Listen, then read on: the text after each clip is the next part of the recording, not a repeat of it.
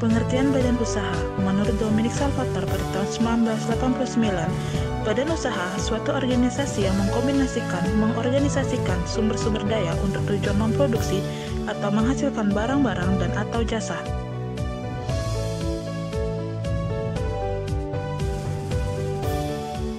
Dalam setiap perusahaan yang modern, terdapat 4 sistem yang saling berinteraksi dalam mencapai tujuan yang ingin dicapai perusahaan, yaitu yang pertama adalah sistem keuangan atau ekonomi, yang kedua sistem teknik, yang ketiga sistem organisasi dan personalia, serta yang terakhir adalah sistem informasi.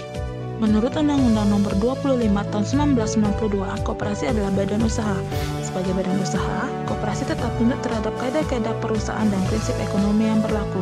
Ciri utama koperasi membedakan dengan badan usaha lainnya adalah posisi anggotanya. Karena apabila sudah menjadi anggota koperasi, maka ia akan menjadi pemilik sekaligus pengguna jasa koperasi. Masalah-masalah usaha dengan non-koperasi. Masalah-masalah yang dihadapi di dalam dunia usaha dan dialami pengusaha menengah dan golongan ekonomi lemah berkisar pada masalah permodalan, kemampuan dan keterampilan beroperasi, serta manajemen dan bentuk perusahaan serta terbatasnya pasaran. Masalah permodalan yang dihadapi pengusaha dalam negeri, khususnya golongan ekonomi lemah, mencakup aspek sumber modal dan pengerahan modal yang dapat diatasi dengan yang pertama, modal sendiri dari pemilik saham, yang kedua, modal sendiri berupa laba yang ditanam kembali, yang ketiga, kredit investasi bank, serta yang terakhir adalah pinjaman dari pihak ketiga yang dapat diperoleh dengan mengeluarkan surat. Masalah kekurangan keahlian, keterampilan, dan pengalaman mengurus dan memimpin perusahaan merupakan masalah kedua yang dihadapi pengusaha swasta nasional umumnya dan pengusaha pribumi khususnya.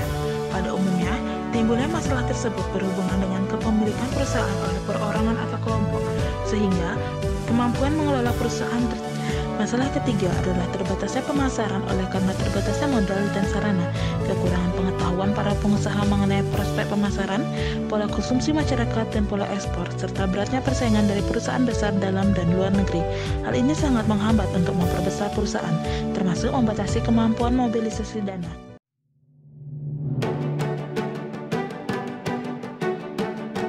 Alasan menjadi anggota koperasi. Yang pertama, alasan historis. Pada masa penjajahan, bangsa Indonesia mewarisi suatu keadaan ekonomi yang disebut dengan ekonomi dualistis, yaitu suatu situasi perekonomian di mana terdapat ketimpangan sektor perekonomian modern.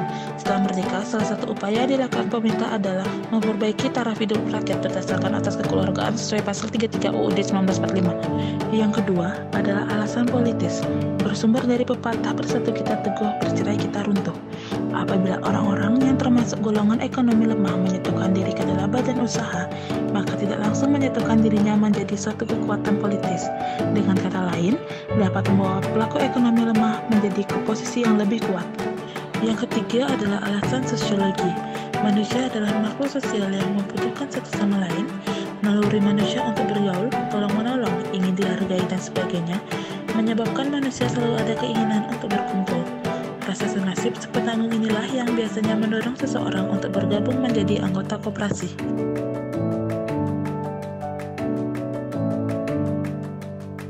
Yang keempat adalah alasan ekonomis, di mana alasan ekonomis berisi pertimbangan manfaat-manfaat ekonomis yang akan diperoleh seseorang apabila ia bergabung menjadi anggota koperasi. Beberapa alasan ekonomis menjadi anggota koperasi adalah dapat menekan biaya usaha, meningkatkan pelayanan kepada anggota, serta membuka kesempatan untuk bergabung dalam suatu badan usaha. Yang terakhir, alasan yuridis, yaitu dasar yang secara langsung ikut menciptakan suatu dorongan kepada masyarakat untuk bersatu dan bekerja sama pada badan usaha koperasi. Beberapa produk hukum alasan yuridis koperasi di Indonesia, yaitu Undang-Undang 1945, UU Koperasi, dan ketentuan lain yang berkaitan dengan koperasi.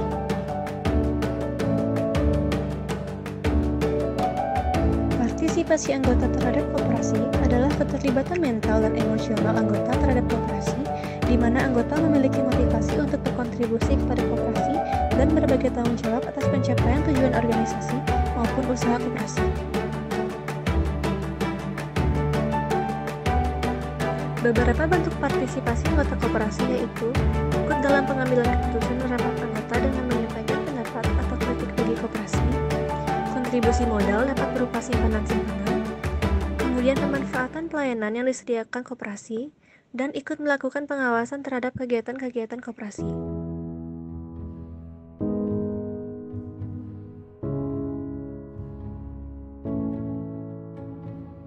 Beberapa faktor positif yang mempengaruhi partisipasi anggota terhadap koperasi diantaranya perasaan kelompok yang kuat, latihan bersinambungan bagi calon anggota dan anggota, kunjungan-kunjungan lapangan dari penggerak koperasi dan dialog informal dengan anggota setempat, serta pelaksanaan rapat dengan hasil yang baik dan penerbitan laporan keuangan bulanan. Kemudian, penanaman sikap mental dengan kebiasaan melakukan aneka simpanan pinjaman untuk bekerja sama dalam koperasi, pembuatan rencana koperasi oleh anggota, penerbitan publikasi teratur yang disebarluaskan kepada para anggota, dan latihan untuk memahami koperasi dengan mengadakan perjanjian oleh anggota. Adapun beberapa faktor negatif yang mempengaruhi partisipasi anggota koperasi. Kurangnya anggota dan calon anggota koperasi, adanya feodalisme dan paternalisme dari pengurus koperasi, kurangnya tindak lanjut yang konsisten dan pengamatan dari rencana organisasi yang telah disepakati bersama, dan adanya manipulasi yang dibuat oleh bermacam-macam individu yang menyebabkan timbulnya rasa ikut serta memiliki dari para anggota terhadap koperasi mereka. KTA yang tidak dibuat dengan baik menimbulkan ketidakjelasan anggota, kurangnya manajemen yang teratur dan keterampilan manajerial, kurangnya rencana pengembangan profesional untuk mengimbangi perkembangan dinamika, kurangnya penyebaran informasi tentang penampilan koperasi, pengalaman-pengalaman dan praktek koperasi di masa lampau yang buruk, ketidakcakapan pengurus koperasi dalam menata pembukuan. Selanjutnya adalah tujuan dan nilai perusahaan. Pakar manajemen terkemuka, beliau bernama Profesor William F. Gluck pada tahun 1984 dalam bukunya Strategy Management and Business Policy Second Act mendefinisikan tujuan perusahaan sebagai hasil terakhir yang dicari oleh organisasi melalui eksistensi dan operasinya. Menurut Gluck bahwa ada 4 alasan mengapa perusahaan harus mempunyai tujuan. Yang pertama adalah tujuan untuk mendefinisikan organisasi dalam lingkungannya. Yang kedua adalah mengkoordinasikan keputusan dan pengambilan keputusan. Yang ketiga adalah tujuan untuk menilai pelaksanaan prestasi organisasi. Yang keempat adalah sasaran yang lebih nyata daripada pernyataan misi. Dalam banyak kasus perusahaan bisnis, tujuan umum dapat dikelompokkan menjadi 3. Yang pertama adalah memaksimumkan keuntungan atau maximize profit, di mana dengan model matematikanya adalah P sama dengan TR minus TC, di mana P di sini adalah profit, TR adalah total revenue atau pendapatan, TC adalah total biaya atau total cost.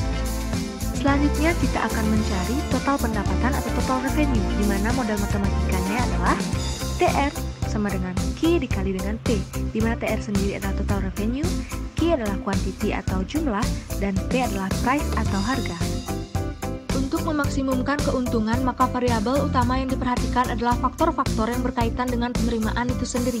Dalam hal ini, maka jumlah dan harga output perusahaan menjadi variabel yang utama.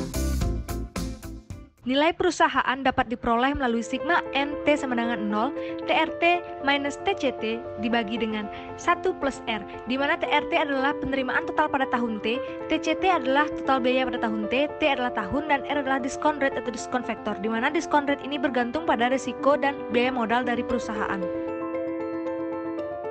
Yang terakhir adalah meminimumkan biaya atau minimize cost, di mana hal ini menyangkut dengan efisiensi yang secara matematis dapat ditulis dengan TC sama dengan FC plus VC, di mana TC adalah biaya total, FC adalah biaya tetap, VC adalah biaya variabel, di mana biaya total ini tergantung dari teknologi serta sumber daya perusahaan.